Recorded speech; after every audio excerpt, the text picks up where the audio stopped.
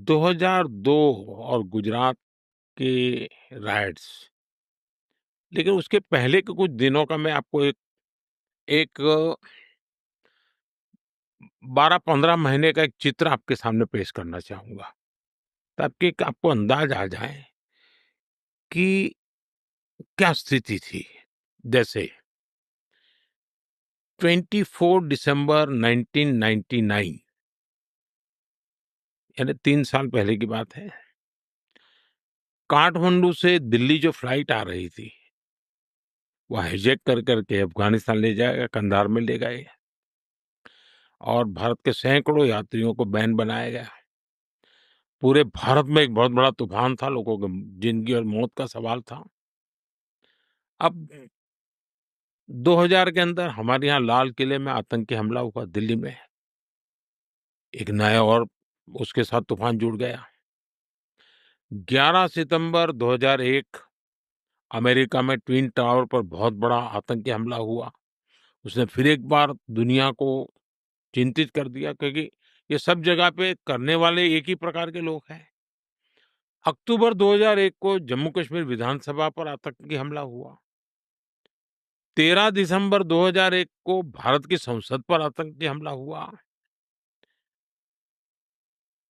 यानी आप उस समय के एक 8-10 महीने की घटनाएं देखिए, वैश्विक स्तर की घटनाएं, आतंकी घटनाएं, खून खराबे की घटनाएं, निर्दोष लोगों की मौत की घटनाएं, तो कोई भी एक प्रकार से अशांति के लिए एक चिंगारी काफी होती है, स्थिति पैदा हो चुकी थी। ऐसे समय अचानक 7 अक्टूबर 2001 मुझे मुख्यमंत्री बनने का दायित्व मेरे सर पे आ गया अचानक, और वो भी मेरी सबसे बड़ी जिम्मेवारी थी। गुजरात में जो भूकंप आया था, उस भूकंप के रिहेबिलिटेशन के लिए बहुत बड़ा काम था, और पिछली शताब्दी का वो सबसे बड़ा भूकंप था। हजारों लोग मारे गए थे। तो एक काम के लिए मेरे लिए सीएम का काम मेरे जिम्मे आ गया। बहुत महत्वपूर्ण काम था, और मैं शपथ लेने के बाद पहले दिन से इस काम में जुड़ गया था। मैं एक ऐसा व्यक्ति हूँ जो कभी सरकार नाम से मेरा कोई रिश्ता नहीं रहा। मैं सरकार में कभी रहा नहीं। मैं सरकार क्या होती है जानता नहीं था।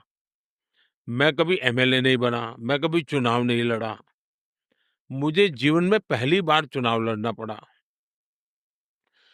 मैं 24 फरवरी 2002 मैं पहली बार एमएलए बना, एक चुना हुआ जनप्रतिनिधि बना, और मैं पहली बार 24 तारीख को या 25 तारीख को या 26 तारीख को गुजरात विधानसभा में मैंने पैर रखा।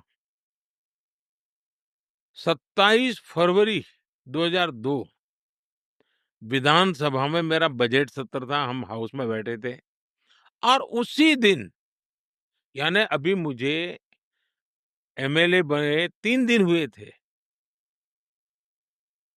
और गोधरा की घटना हो गई, और भयंकर घटना थी। लोगों को जिंदा जला दिया गया था। आप कल्पना कर सकते हैं कि जो कंधार के विमान अपहरण को, या पार्लियामेंट पर का हमला कहो, या 9/11 कहो, ये सारी घटनाओं का बैकग्राउंड हो, और उसमें एक इतनी बड़ी संख्या में लोगों का मर जाना, जिंदा जला देना, आप कल्पना कर सकते हैं कि स्थिति कैसी होगी। कुछ भी नहीं होना चाहिए, हम भी चाहते हैं, कोई भी चाहेगा, शांति ही रहनी चाहिए। दूसरा जो कहते हैं ये बहुत बड़े रायट वगैरह, तो ये भ्रम फैलाया गया है। अगर 2002 के पहले का डेटा देखें, तो पता चलता है कि गुजरात में कितने दंगे होते थे। हमेशा कहीं न कहीं कर्फ्यू लगा रहता था। पतंग के अंदर कम्युनल वायलेंस हो जाए, साइकिल टकरा जाने पर कम्युनल वायलेंस हो जाए।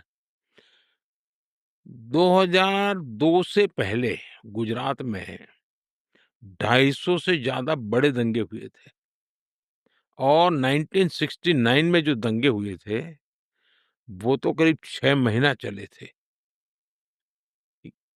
अरे तब तो हम कहीं थे ही नहीं दुनिया के उस चित्र में, उस समय की मैं बता रहा हूँ।